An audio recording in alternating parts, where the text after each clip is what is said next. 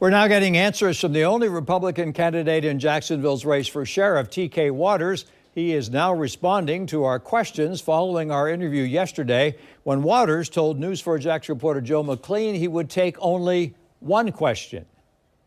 I'll answer one question. Yes, sir. There were some questions about your Duval County address. Can you speak to those? Do you legally live in Duval County? I live in Jacksonville, Florida. Oh, Jacksonville. Okay, gotcha. You were up there. How were you involved in the pier project? One question. Yes. I live in Jacksonville. I live in Jacksonville, Florida. Appreciate it. Thank you. We go to the pier.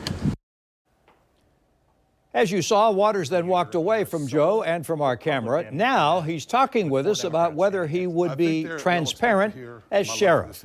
It's a subject we've been bringing up recently with the other four candidates in response to national issues concerning policing.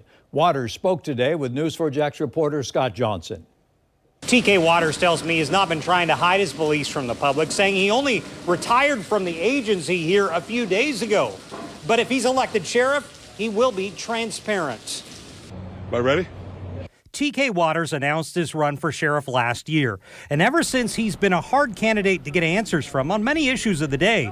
But 6 days ago, the former JSO chief who ran police-involved shooting investigations for years retired. Now Waters tells me he's ready to open up about his vision for the agency. You've been hesitant to say a lot, and I just want to see how that would translate if you're elected. No hesitancy. Okay. I don't mind talking at all.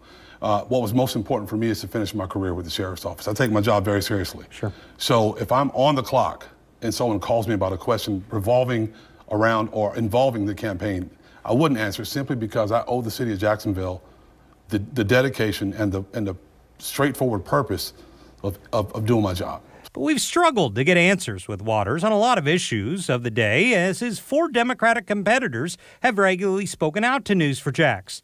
Then yesterday, Waters told one of our reporters he would only take one question. There's a lot of issues about transparency. Yeah. Is that what people should expect from a Sheriff Waters? Well, let me clarify, Scott. Okay. I was there for about 20 minutes, standing very close to the media. No one said anything to me. Walked down the pier, and he ran up behind me and said, "Can I ask you one question?" Okay. I said, "One question," because I was on my way to meet another group. And I'm trying to stay on time. The full weight of state and local GOP has put its backing behind Waters, with Governor Ron DeSantis being his highest profile endorser. But Waters tells me he will not be controlled by the party establishment if he's elected.